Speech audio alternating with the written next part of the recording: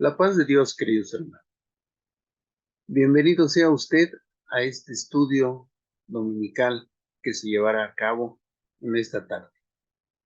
Pero antes de comenzar, permítame usted que le lea lo que dice la palabra de Dios en el libro de los Salmos, capítulo 2.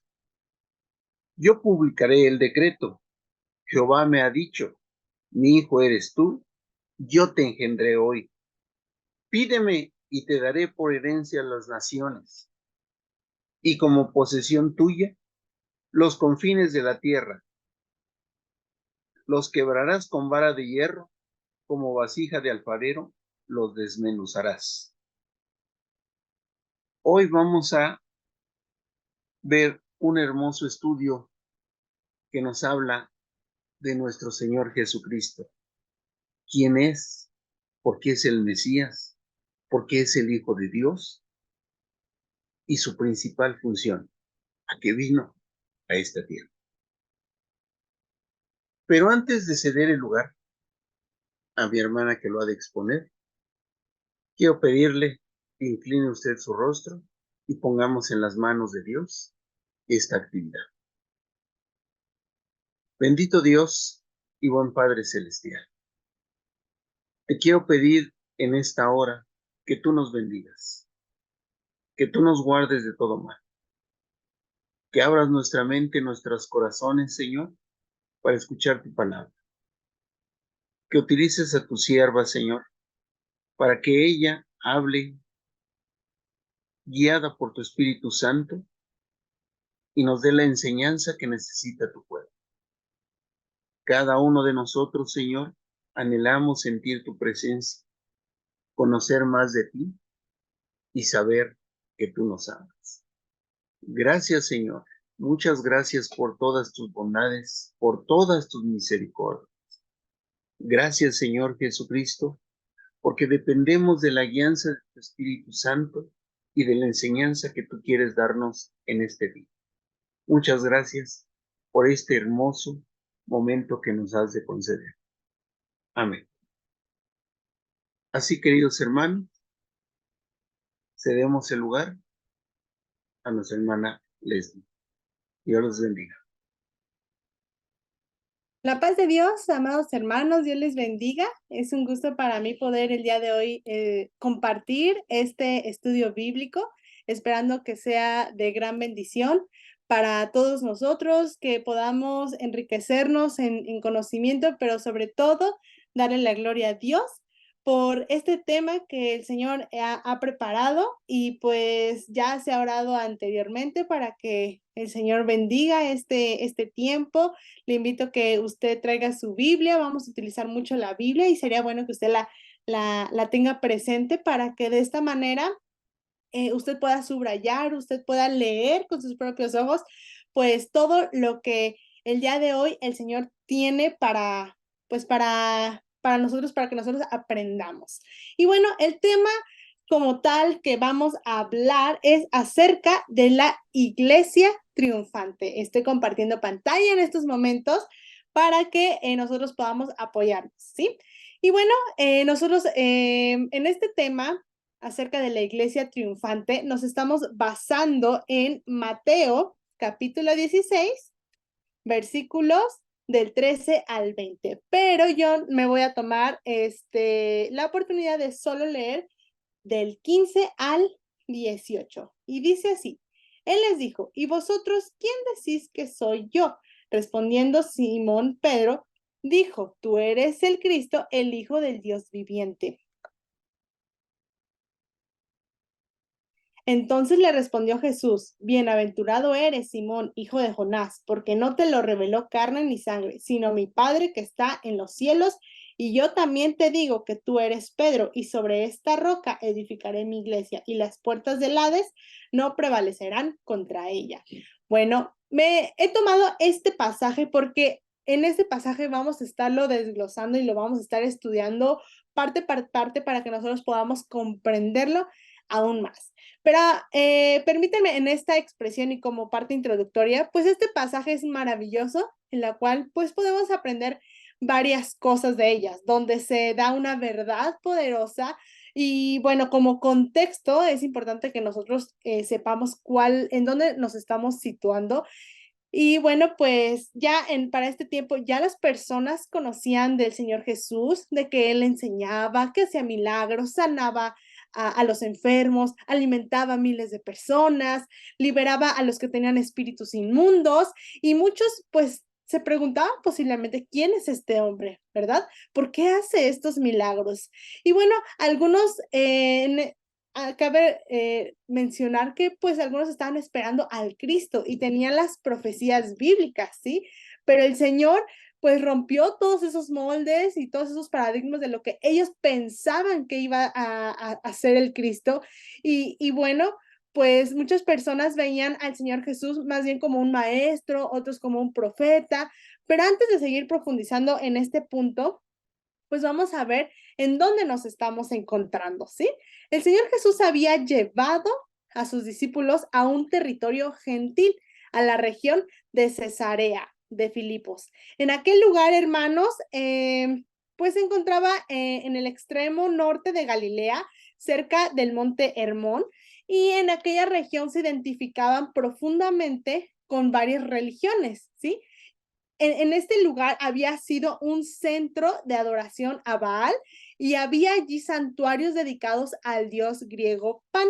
En esta fotografía que les comparto, que ustedes pueden ver en pantalla, pues es como un ejemplo de cómo se veía en ese tiempo, ¿sí? Entonces, en ese lugar era donde se realizaban sacrificios al dios griego Pan. Y si ustedes se dan cuenta, hay una parte aquí como una cueva, cuando uno entraba, pues ahí se realizaban los sacrificios. Y uno para darse cuenta si el Dios había aceptado ese sacrificio era que durante el recorrido aquí hay como un agua, aquí hay un río más bien, si vean que el río tornaba de color rojo, que era la sangre que derramaba pues la persona que había sido ofrecida, pues de esa manera pensaban que pues aquel Dios pues estaba aceptando pues esa ofrenda, ¿no? Si no veían que derramaba o el río no se tornaba de color rojo, pues entonces daban la interpretación de que el Dios pues no había aceptado tal ofrenda y entonces tenían que ir por otra persona para ofrecer ese holocausto y de esta manera ver si el Dios pues ya aceptara pues pues esta ofrenda que estaba siendo dedicado. Pero bueno, en este lugar, hermanos, pues fue un lugar pagano y en ese lugar, pues Pedro fue donde confesó al Señor Jesús que era el Hijo de Dios. Y en este lugar fue donde el Señor Jesús hace pues esta pregunta, ¿quién dicen los hombres que soy yo? Es una pregunta básica, hermanos, que tal vez si, no sé, si usted me conociera y yo le pregunto, ¿quién dice las personas que soy yo? Pues tal vez me vieran raro, ¿verdad? De, ay, ¿cómo pregunta, pues Leslie, este tipo de preguntas, ¿verdad? Pero esta pregunta es muy especial cuando el Señor la da, porque creo yo que es una pregunta básica para la salvación. Fíjense lo que dice Romanos 10, de 9 a 10, que si confesares con tu boca que Jesús es el Señor y creyeres con tu corazón que Dios le levantó de los muertos, serás salvo, porque en el corazón se cree para justicia, pero con la boca se confiesa para salvación. ¿Sí? Entonces, un dato importante es que cuando nosotros hablamos también de la persona de Cristo y su obra, siempre, hermanos, siempre se debe hablar ambas, de igual importancia, tanto su persona como lo que el Señor hizo. Pero entonces veamos entonces cuán confundidos estaba el público respecto de quién era el Señor Jesús. ¿Por qué? Porque el pueblo pensaba que el Señor Jesús era Juan, que había resucitado. Otros pensaban que era Elías, ¿sí? Pero si nosotros nos vamos a la palabra de Dios, años atrás ya se había profetizado que Elías vendría de nuevo, que es lo que nos habla en Malaquías 4:5, y que, bueno, pues algunos pensaban que el Señor Jesús era esa profecía en la cual se estaba cumpliendo. Sin embargo, El Señor Jesús no ministró como Elías, sino fue Juan el Bautista, ¿sí? Esta profecía que nos habla en Malaquías nos hace referencia a Juan el Bautista, porque en Lucas 1 nos dice que él vino con el espíritu y el poder de Elías. Otras personas pensaban que era Jeremías, ¿verdad? ¿Por qué? Porque lo asociaban como el profeta llorón y cuyo corazón pues se destrozaba al ver la corrupción de la nación. Y esta actitud se veía en Jesús, ¿verdad? Que como el varón de dolores, pero tampoco el Señor Jesús era Jeremías. Por lo tanto, nadie entendía, ni creía, ni pensaban que el Señor Jesús era el Cristo. Entonces, ¿qué pasó en esta parte? Pues el Señor Jesús confronta a sus discípulos con esa pregunta. ¿Ustedes quién dicen que soy yo? ¿Sí? Porque una era preguntar, ¿qué dicen los hombres? Pero, pero ahora el Señor confronta a aquellos, a sus amigos, a los que han estado con Él y le preguntan, ¿quién dicen ustedes que soy yo?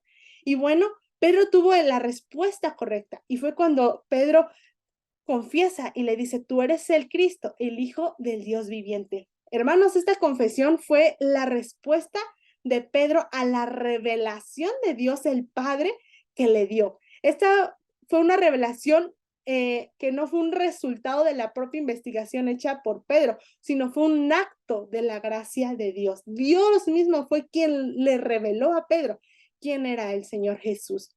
Y el Señor Jesús mismo explicó esta experiencia. ¿Sí?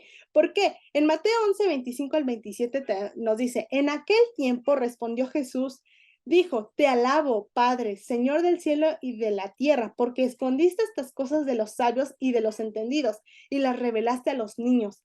Sí, Padre, porque así te agradó.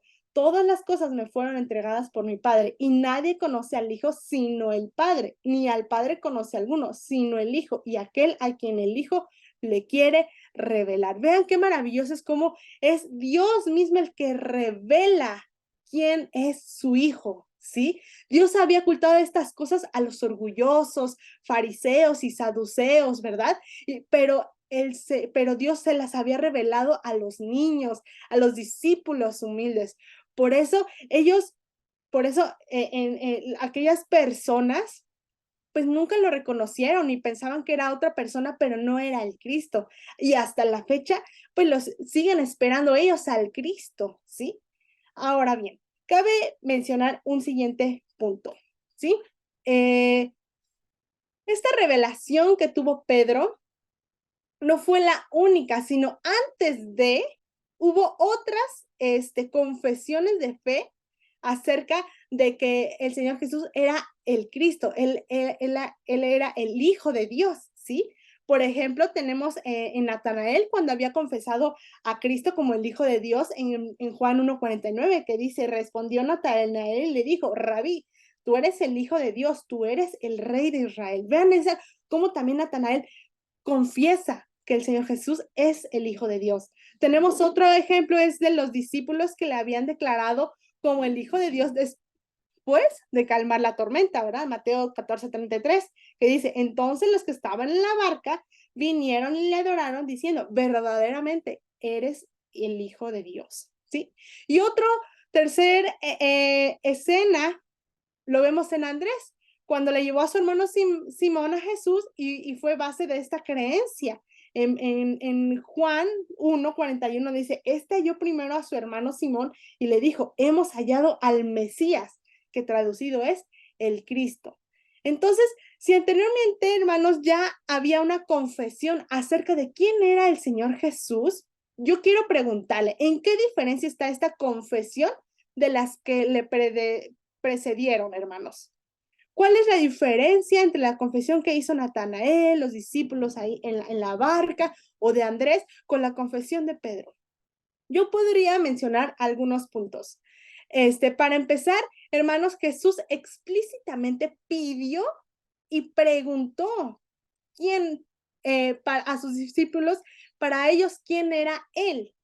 Y otra, hermanos, es porque no fue una respuesta basada en una emoción, ¿sí? No fue algo emocional y que por la acción de un milagro, de una sanidad, hubo una hubo una confesión, no, hermanos, sino que a través de una charla que el Señor Jesús tenía entre sus amigos y en un lugar, en un contexto que ya lo conocemos, en un lugar pagano, pues fue ahí cuando Pedro, en esta revelación del Padre, menciona y dice, tú eres el Hijo, tú eres el Cristo, el Hijo del Dios viviente, ¿sí? Entonces, hermanos, creo yo que al momento de que el Señor Jesús escuchó oír las palabras de Pedro, pues el Señor Jesús sabía que ahora podía guiar a Pedro a estos nuevos pasos de verdad y de servicio. ¿Por qué? Porque nadie le dijo a Pedro quién era Jesús. No fue un maestro o una persona, sino que le fue revelado, hermanos, como lo mencioné, por el Padre. Y cuando Pedro pudo por el Espíritu y por la revelación quién era Jesús, también recibió una recompensa. Y es que Jesús le dijo quién era él. Y es ahí donde dice, continúa con este pasaje de Mateo 16, y yo también te digo que tú eres Pedro, y sobre esta roca edificaré mi iglesia, y las puertas del Hades no prevalecerán contra ella. Ahora bien, vamos a analizar un poquito más cada una de estas palabras y conceptos que menciona el Señor Jesús. Vamos con la primera, que es acerca de la roca, ¿sí? Los judíos, hermanos, conocedores de las escrituras del Antiguo Testamento, cabe resaltar, pues siempre reconocían a la roca como un símbolo de Dios, ¿sí? Deuteronomio 32:4 nos dice, Él es la roca, cuya obra es perfecta, porque todos sus caminos son rectitud. Dios de verdad y sin ninguna iniquidad en él, es justo y recto. Otro pasaje que vemos en el Antiguo Testamento es en el Salmo 18:2, que dice, Jehová, roca mía y castillo mío y mi libertador. Dios mío, fortaleza mía, en él confiaré, mi escudo y la fuerza de mi salvación, mi alto refugio. Entonces, estamos viendo cómo reconocen a Dios como un símbolo acerca de la roca. Salmos 18:31. ¿Por qué? ¿Quién es Dios sino solo Jehová? ¿Y qué roca hay fuera de nuestro Dios? Entonces, vean esta parte, analicemos esta parte, ¿no? Acerca del símbolo, ¿no? Y por qué el Señor Jesús utiliza esta palabra de roca. Bueno, pero antes de continuar con ese punto, me regreso un poquito más atrás y bueno, hasta este momento, pues el Señor Jesús le había dicho, le decía Simón, hijo de Jonás, ¿sí? Ese era el nombre de Pedro, no, no era Pedro como tal, era Simón, hijo de Jonás. Pero cuando Jesús vio la revelación del Padre en los labios de Pedro, fue en ese momento que cambió su nombre. Y es ahí cuando le dice, tú eres Pedro, es decir, que Pedro significa piedra. Y sobre esta roca, que significa Petras, es decir, una roca, edificaré mi iglesia. Hermanas, esta es una enseñanza de que todo el que cree en el Señor Jesús y confiesa que Él es el Hijo de Dios y es nuestro Salvador, es esa piedra viva que nos habla en 1 de Pedro 2:5, que dice, vosotros también como piedras vivas, sed edificados como casa espiritual y sacerdocio santo, para ofrecer sacrificios espirituales aceptables a Dios por medio de Jesucristo. Aquí hay una maravillosa enseñanza, hermanos, porque cuando usted y yo entendemos por la revelación quién es Jesucristo, también por esta revelación de Cristo vamos a entender quiénes somos nosotros en Cristo. Cuando le conocemos a Él, también nosotros somos conocidos y se revela quiénes somos nosotros en el Señor. Gloria a Dios damos por esta enseñanza, hermanos. Y bueno, en este día, hermanos, Pedro tuvo, al tener esta revelación, tuvo esta revelación de lo que iba a suceder con él en el futuro, de que no sería simplemente un pescador, sino que iba a ser una persona ungida, usada, llena del Espíritu, hermanos, y, y, y, y también iba a ser un edificador de la iglesia, ¿sí? Amén. La cual, hermanos, pues estaría fundada sobre la roca que es Cristo. Aquí quisiera dar hincapié en esta parte porque muchas personas durante mucho tiempo y a la fecha lo han llegado a malinterpretar este pasaje, ¿sí? Diciendo que Pedro es la roca sobre la cual Cristo iba a edificar su iglesia. Y por eso, bueno, en ese entonces empezó toda la dinastía de los papados, diciendo de que Pedro era el primer papa, y de ahí sale esta creencia de que Pedro es pues es la roca, ¿sí? Sobre la cual Cristo iba a edificar su iglesia. Sin embargo, hermanos, cuando Jesús habla de esta roca, estaba hablando de sí mismo, porque ya lo vimos en pasajes anteriores. La roca es un símbolo que los judíos utilizaban que era referente a Dios. Entonces, en esta roca que habla el Señor Jesús, pues él hablaba de él mismo, porque él dijo que él es la piedra angular sobre el cual pues se edificaría la iglesia, y eso lo podemos ver en Hechos 4:11, ¿sí? Por lo tanto, hermanos, la iglesia está edificada sobre la roca, que es Jesucristo, no sobre Pedro. Entonces, al ponerle a Simón Pedro, significa roca, lo cual esto lo usa para hablar de la edificación de la iglesia, y la roca a la que él se refiere, que es Jesucristo, ¿sí? Pero al final, como Pedro, los discípulos, Pablo y todos nosotros somos también esas rocas que Jesús pone para edificar su iglesia, y que es la iglesia del Señor Jesús. Y esta es una promesa que no solo fue, hermanos, para Pedro, sino para todos nosotros, como se los mencioné en primera de Pedro 2:5, que vosotros también como piedras vivas sed edificados como casa espiritual y sacerdocio santo, para ofrecer sacrificios espirituales aceptables a Dios por medio de Jesucristo. Amén. Entonces, vamos al siguiente punto que nos habla de este estudio bíblico, y es acerca de la iglesia. Un dato importante es que en este pasaje vamos a ver la primera vez cómo aparece esta importante palabra en el Nuevo Testamento, y es esta palabra griega llamada eclesia, es decir, iglesia. Datos interesantes que usted puede aquí tener es que el significado literal de eclesia es una asamblea convocada, ¿sí? La palabra iglesia, hermanos, también se usa 114 veces en el Nuevo Testamento, y 90 de ellas en referencia a una iglesia local, o sea, asamblea.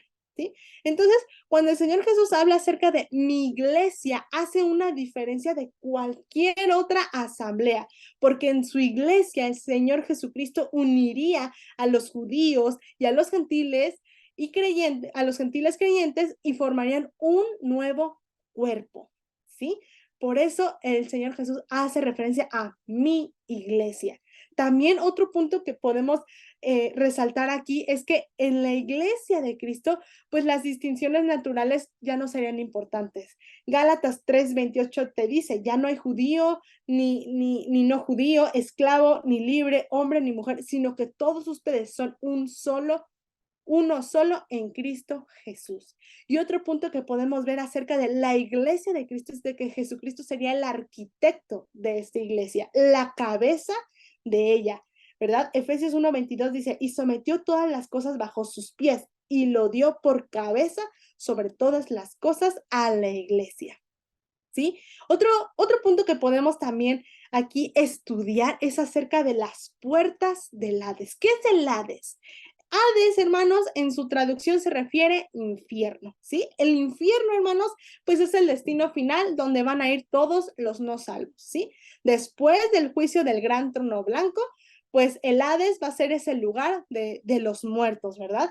Y bueno, esto nosotros lo podemos ver en Apocalipsis 20, del 11 al 15.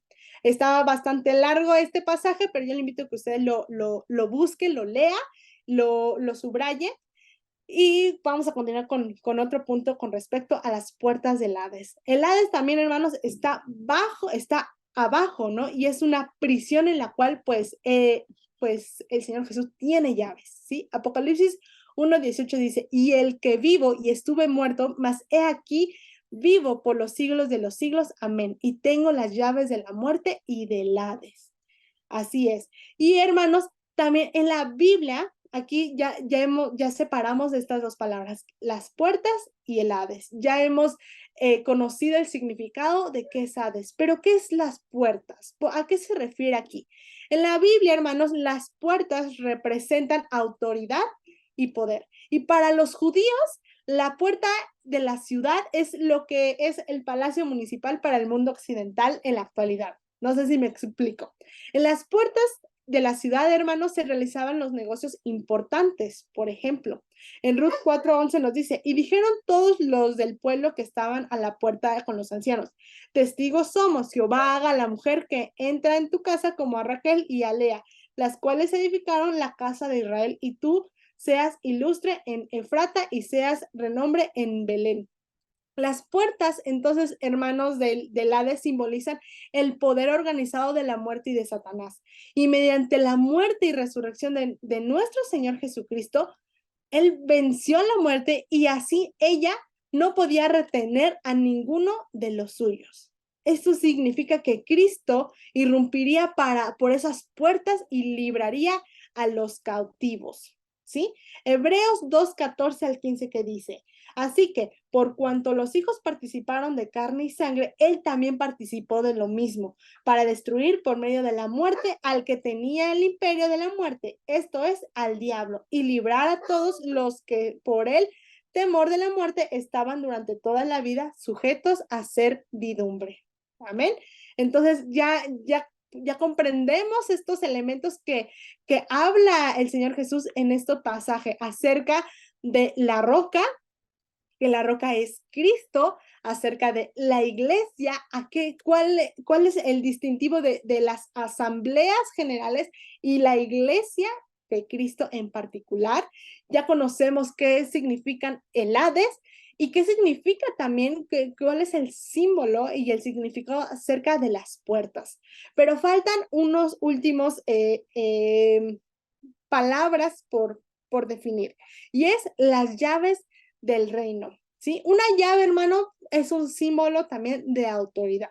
Isaías 22:22 te dice, y pondré la llave de la casa de David sobre su hombro, y abrirá y nadie cerrará, cerrará y nadie abrirá. Hermanos, a Pedro le fue dado este privilegio de abrir las puertas de la fe a los judíos en Pentecostés, y eso lo vamos a ver en Hechos 2. A los samaritanos también en Hechos 8:14 y a los gentiles en Hechos 10. Pero también los otros apóstoles tuvieron parte con esta autoridad en Mateo 18:18, ¿sí? Y Pablo también tuvo este privilegio de abrir la puerta de la fe a los gentiles fuera de Israel en Hechos 14:27. Y en ninguna, hermanos, aquí es importante resaltar algo, porque en ninguna parte de este pasaje, ni en el resto del Nuevo Testamento, pues se nos dice que Pedro y sus sucesores tuvieran privilegios o posiciones especiales en la iglesia. De ninguna manera. Incluso, de hecho, Pedro en su segunda epístola nos afirma que es un apóstol, que es un anciano y que es un siervo de Jesucristo. Y eso lo podemos ver en Primera de Pedro 1:1, en Primera de Pedro 5:1 y en Segunda de Pedro 1:1. Entonces, aquí vean cómo también sigue resaltando en el personaje de Pedro que es una persona, que es un hombre y que sobre todo es un siervo, es una herramienta que el Señor ha escogido para llevar la palabra de Dios, pues a todos los lugares en el cual el Señor lo ha llevado, ¿sí? Y bueno, vamos casi por terminar acerca de esta palabra atar y desatar, que a veces es un tema un poquito sensible, porque a veces no llegamos a comprender el significado de esta palabra. Hermanos, la palabra atar y desatar, pues es una frase muy familiar para los judíos. ¿Por qué? Porque los rabinos a menudo hablaban de esto, ¿no? Y estas palabras de atar o desatar, pues significa prohibir o permitir, ¿sí? Las afirmaciones que el Señor Jesús dio en Mateo 16:19 se refería a Pedro, pero su afirmación en el verso 18, en el capítulo 18, verso 18, incluía a todos los apóstoles. O sea, en este versículo el Señor Jesús estaba hablando directamente al apóstol Pedro, pero también de manera indirecta a los otros apóstoles, de ser representantes del Señor, por lo cual ellos ejercían una autoridad de acuerdo con su palabra. Pero ¿qué hay con estos verbos? Estos verbos, hermanos, atar y desatar, pues son unos verbos griegos en el verso 19, pues son de mucha importancia, porque dice aquí, y todo lo que atares, es decir, lo que prohíbes que se haga, en la tierra será atado en los cielos, y todo lo que desatares en la tierra, permitas que se haga, será desatado en los cielos. Esta exhortación nos está diciendo que a medida que avanzaban en los deberes apostólicos, tenían que cumplir el plan que Dios tenía en el cielo. Cuando los apóstoles, hermanos, ataban algo o lo prohibían en la tierra, estaban llevando a cabo la voluntad de Dios en tal asunto. Y cuando desataban algo o permitían en la tierra, también estaban cumpliendo el plan eterno de Dios. En ambos versos, hermanos, que le mencioné, pues la sintaxis del texto griego pone en claro este significado. Es decir, de que el Señor Jesús nunca dijo que Dios obedecería lo que ellos hicieran en la tierra, sino que ellos harían en la tierra lo que Dios ya había dispuesto, lo que es la voluntad de Dios, no la voluntad del hombre. Esto quiere decir, hermanos, que la iglesia no sigue que se haga en el cielo la voluntad del hombre, sino que el hombre obedece en la tierra la voluntad de Dios, ¿sí? Y bueno, parte de nuestra conclusión, hermanos, es de que a la medida que nosotros conocemos a Cristo, pues también vamos a entender quiénes somos en Cristo y nuestra función.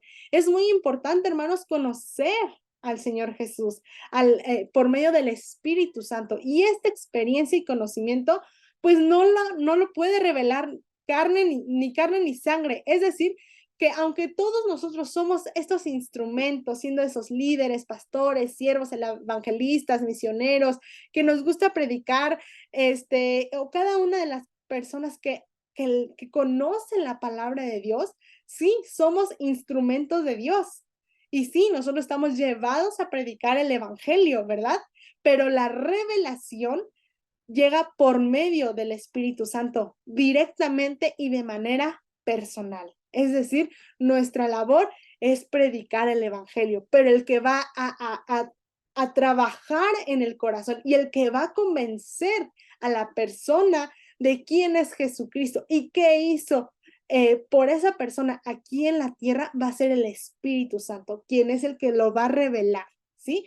Por eso está esta promesa maravillosa de que nosotros somos esa iglesia triunfante. Segunda de Corintios 2, 14, 17 dice, mas a Dios gracias, el cual nos lleva siempre en triunfo en Cristo Jesús, y por medio de nosotros manifiesta en todo lugar el olor de su conocimiento, porque para Dios somos grato olor de Cristo en los que se salvan y en los que se pierdan. A esto ciertamente olor de muerte para muerte, y a aquellos olor de vida para vida. Y para estas cosas, ¿quién es suficiente? Pues no somos como muchos que medran falsificando la palabra de Dios, sino que con sinceridad, como de parte de Dios y delante de Dios, hablamos en Cristo. Es decir, hermanos, nosotros hemos sido salvados por medio de Jesucristo para vivir de triunfo en triunfo. Y esto no solo con respecto a nuestra propia vida espiritual, sino también para la gloria para darle la gloria a Dios a través de su iglesia. Entonces, ¿cuáles son estas actividades o cómo es que una iglesia puede ser triunfante? ¿Sí? Dentro de la iglesia, bueno, pues hay algunos comentarios que yo podría mencionar, ¿sí? Una iglesia triunfante es aquella iglesia que trabaja, es una iglesia de oración, pero que también procura la unidad a pesar de la diversidad. Es una iglesia triunfante, es aquellos que procuran la santidad, que adoran en espíritu y en verdad y que funcionan como el cuerpo de Cristo, es decir, que trabajan y que están conscientes de que somos un mismo equipo y sobre todo, y para finalizar, está preparada para el regreso del esposo, es decir, de nuestro Señor Jesucristo. Vean lo maravilloso de que nosotros formemos parte de esa iglesia triunfante y que es nuestra labor, hermanos, de llevar a cabo estas actividades. Nosotros ya conocemos de nuestro Señor, el Señor ya se ha revelado a nosotros, nosotros reconocemos quién es Él, pero también el Señor nos ha dado un nombre, el Señor nos ha dado una identidad, un destino a lo que el Señor quiere para nuestras vidas, porque dice su palabra, ¿verdad? Que Jehová cumplirá su propósito en nosotros, ¿verdad? Y bueno, pues esto ha sido como tal el estudio bíblico de mi parte y pues voy a estar dejando el lugar a mi hermano Richard para que él pueda concluir con este estudio bíblico. Dios les bendiga. Gracias a Dios por este estudio tan maravilloso. La iglesia triunfante.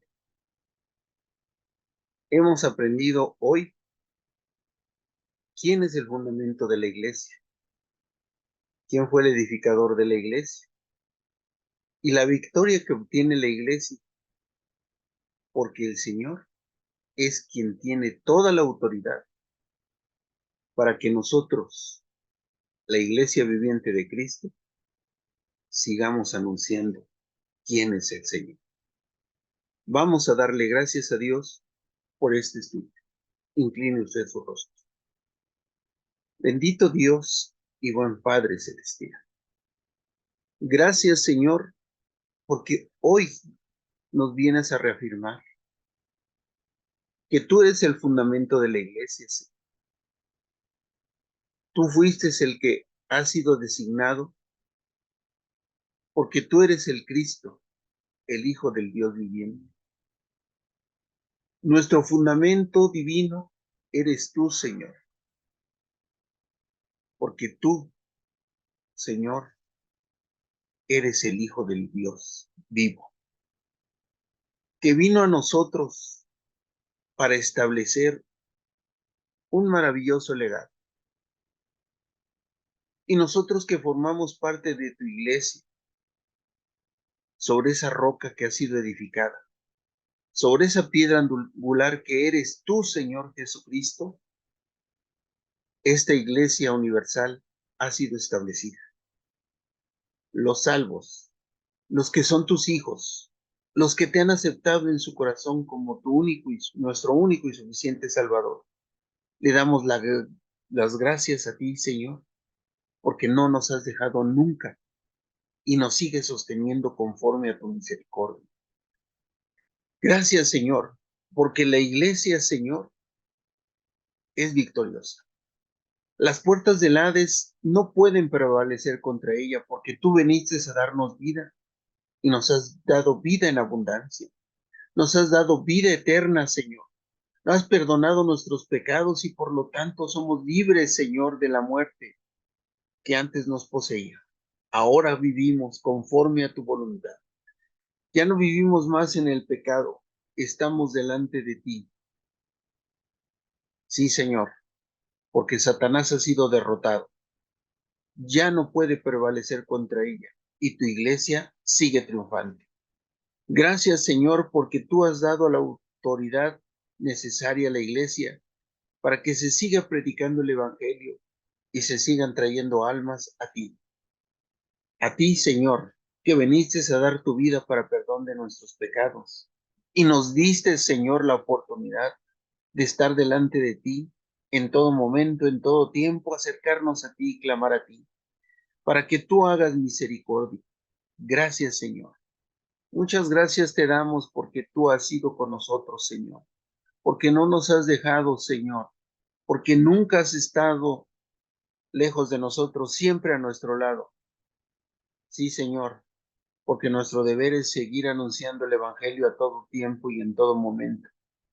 Gracias, Señor, porque esta palabra de salvación llega a tu pueblo y hoy nuevamente reafirmamos que el Salvador del mundo eres tú, Jesucristo, el Hijo del Dios viviente. Gracias por todas tus bondades y por todas tus misericordias.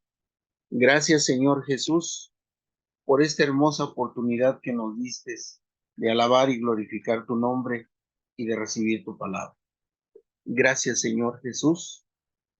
Amén. Grande es Dios y digno de suprema alabanza. Por medio de Jesucristo, usted y yo tenemos el perdón de pecados y acceso al Padre. Abra por favor su Biblia para que leamos el Salmo 23 antes de ser despedido. Dice así la palabra del Señor. Jehová es mi pastor, nada me faltará. En lugares delicados pastos me hará descansar, junto a aguas de reposo me pastoreará. Confortará mi alma, me guiará por sendas de justicia por amor de su nombre. Aunque ande en valle de sombra de muerte, no temeré mal alguno, porque tú estarás conmigo. Tu vara y tu cayado me infundirán aliento. Aderezas mesa delante de mí, en presencia de mis angustiadores. Unges mi cabeza con aceite. Mi copa está rebosando. Ciertamente el bien y la misericordia me seguirán todos los días de mi vida, y en la casa de Jehová moraré por largos días. Amén.